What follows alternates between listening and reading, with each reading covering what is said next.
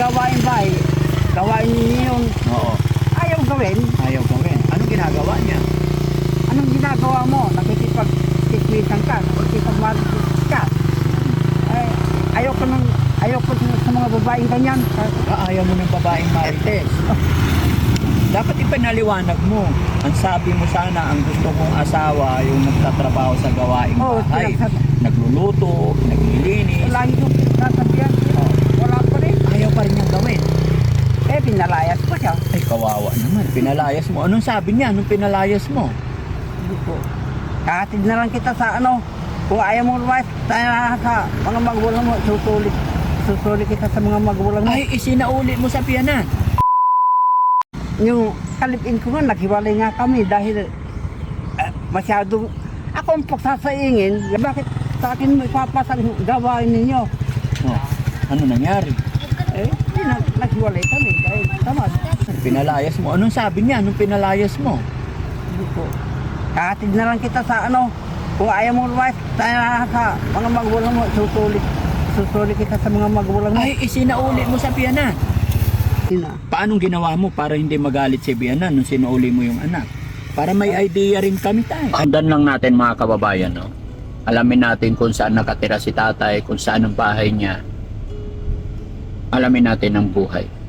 Pero malamang sa lamang mga kababayan, ganitong sitwasyon, alam naman natin na mahirap lang sila. Kaya samahan niyo po si Daddy Frankie, alamin natin ang kwento ng buhay ni tatay na nangangalaga. Bumaba na siya, paakyat kasi, no? Yan na nakayana.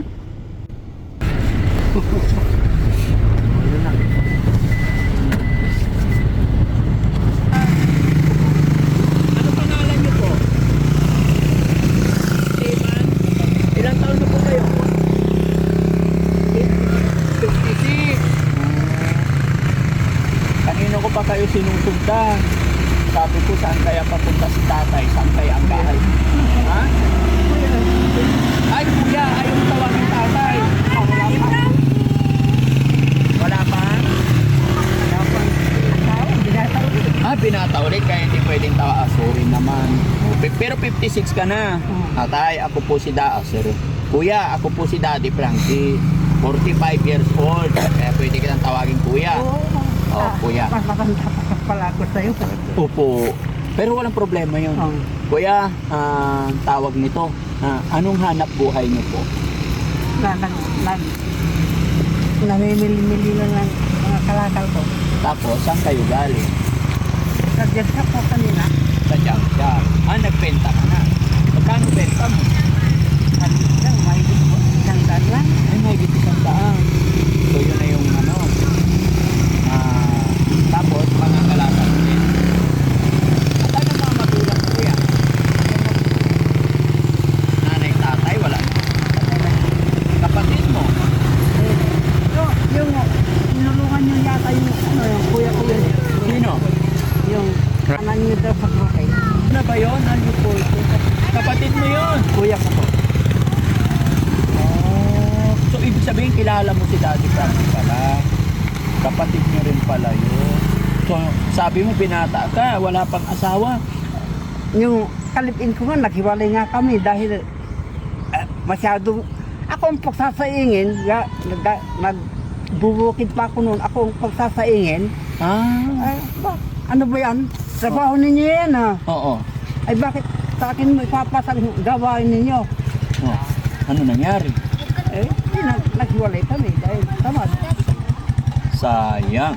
Ilang taon kayo nagsama? Nabuwan lang. 6 na buwan. Dapat hindi mo pinaalis. Pinag-usapan nyo na lang ha. Kasi lagi ko siyang pinagsasabihan, Oo. yung gawain bahay, gawain ninyo yun. Oo. Ayaw gawin. Ayaw gawin. Anong ginagawa niya? Anong ginagawa mo? Nakikipag-tikwitan ka, nakikipag-marikit ka. Ayaw ko sa mga babaeng ganyan. Ayaw mo ng babaeng marites. Dapat ipinaliwanag mo. Ang sabi mo sana, ang gusto kong asawa, yung nagtatrabaho sa gawaing bahay. Nagluluto, naglilinis. Lagi ko sasabihan, wala pa rin. Ayaw pa rin niyang gawin. pinalayas ko siya. Ay, kawawa naman. Pinalayas mo. Anong sabi niya nung pinalayas mo? Hindi po. Kahatid na lang kita sa ano. Kung ayaw mo lumayas, tayo na sa mga magulang mo. Susulit kita sa mga magulang mo. Ay, isinauli mo sa piyanan. Kasi yung anak po ninyo, kako, ayaw magluto, ayaw maglinis ng bahay, ayaw maghugas ng pinggan. Ang gusto lang, ano siya, senyorita? Oo. Ay, hindi naman talaga tama yun. Kasi sa hirap ng buhay ngayon, kailangan nagtutulungan ng mag-asawa. Pero kung buhay senyorita, ay dapat naghanap siya ng mayaman. Di ba? Tama ka naman. Kuya, ano nga pala ang sabi ng biyanan nung sinauli mo yung anak? Ay, yung pag-ugali mo yung dalaga ka pa, dala mo pa rin hanggang ngayon. Sinabi ng biyanan. Pinagalitan siya. O ano sabi ng asawa mo nung sinauli mo sa biyanan?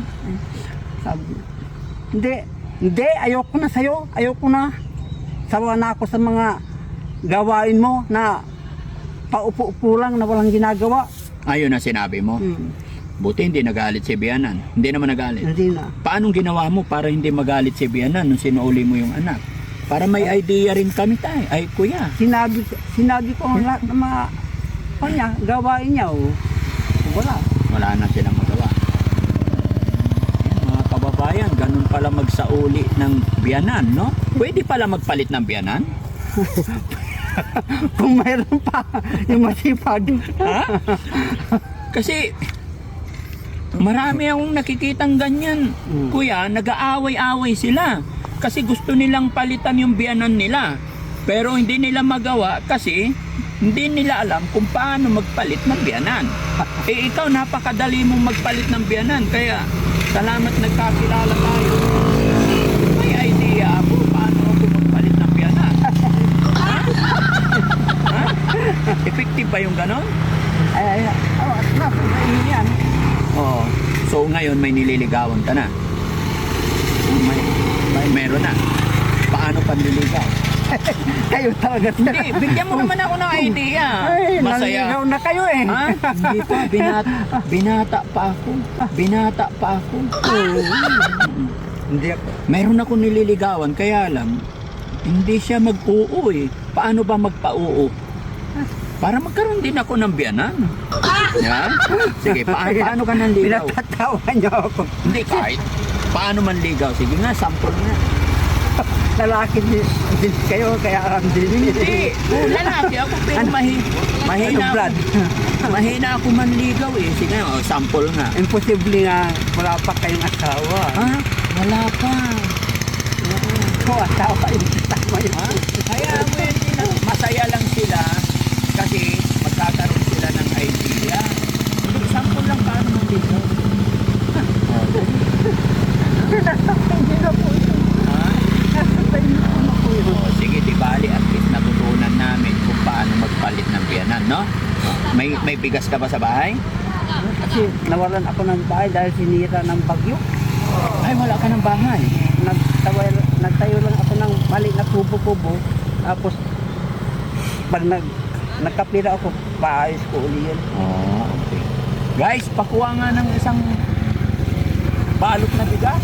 Ayan, bigyan natin si kuya para may pansaing, no? So, magkano pera mo dyan ngayon, kuya? 110 lang. 110. Dagdagan natin. No? Dagdagan natin para may pera si kuya, no? Pang-negosyo. Pang negosyo, ano ba negosyo tatayo mo? Pagbigyan kita pera? Tatayo ako ng tindahan. Tindahan. Okay, oh, ito. 1, 2, 3, 4, 5. Ganyan lang talagang pag hindi ka nagpasalamat, para kang musiga. Oo. Napakasarap pakinggan yung mga ganitong kababayan natin. Maliit. Saan po kayo? Kung ano man, binibigay o natanggap nila. Labis-labis ang saya at labis-labis ang kanilang pasasalamat. Ako po, taga Makati po ako, kuya. Ay, nasa malayo pa pala kayo. Pabalik kami na ng Makati. Inadaanan ka namin doon sa highway. Hindi naman kita kilala, hindi ko alam na natulungan ko na rin pala yung kapatid mo. Yung kuya O kuya mo pala yun. Pasalamat ako. At kita rin kita. Mga kababayan, yung tinutukoy niyang kuya niya ay yung mag-asawa Opo. na natulungan natin na naghihintay ng apo para bigyan ng 100. At nabalikan na rin natin din ng mga kababayan, natulungan na rin natin, nabigyan natin ng maraming bigas, grocery, tsaka tulong pinansyal. Ngayon, kapatid naman niya natulungan natin. Small word nga naman talaga, no? Kaya thank you ako kay Lord, mga kababayan, kasi napupunta talaga tayo sa mga tao na karapat-dapat natin. Pangalan pa? Maraming salamat po. Upo. Ano pangalan ulit? Nakalimutan niya, Esteban Abalos po. Ay, Esteban Apal. Abalos din po yun yung makakaw. Kumusta mo na lang ako sa kanila, ha? Opo. Oh, hangad ko ang inyong kaligayahan sa araw umagang ito, no? Oh, ganun. Thank you kay Lord. Pasalamat lagi tayo kay Salamat. Lord Oh. sa mga blessing biyaya dumarating. Ingatan mo yung bigas, baka mabutas, ha? Opo. Oh, Salamat po ah. Walang anuman po. Sige. Sige po, alis na po ako. Okay. Tignan niyo mga kababayan, buhay talaga ng probinsya, oh. Oh, gewang-gewang na yung gulong ng ano ni tatay. Kasi maluwang na yung ano, yung bearing niya maluwang na. Oo. Pero Wala pwede pa nang naman. bearing yan. Sige Sa po, bakal na salamat po, lang, ah. bakal to bakal. Napakasaya ni tatay, mga kababayan, pero ayaw niya magpatawag ng tatay kasi wala pa daw siyang asawa, no? Kaya kuya, ingat ka kuya, God bless you more. Yan. Biyayaan ka rin sana ni God na makamtan din sana nila yung kaginhawaan. Maraming salamat, mga kababayan. Wawa Bayang Bang daw. Ayan, maraming salamat po, mga kababayan, and God bless po. Oh, sige kami ng bawis. Ha? Sige po kami ng bawis. Taga-pili kayo. Taga saan po kayo? Malasigi pa po, sa Narsian. Brother ko, nagbibili-pili din sila. Walang mic. Kilala nyo yon? Malasiki kayo, di ba? Narsyan? Narsian po. Narsian. Aliaga? Baka si Boss Joey. Hindi. Freddy Bugarin. Nag-iikot kayo dito? Para may pambili ng atas sa kaulam. Gatas. O ito, dagdagan natin pang merienda nyo. Thank you po. Pang lunch. Thank you po. Oras na yun. Lunch time na. Dala po. Apilitan nyo. Apilitan nyo. Upwar po. Ha? Upwar? Upwar? Opo. Sige po, ingat kayo ha. Thank you. Salamat. Thank you po. Okay.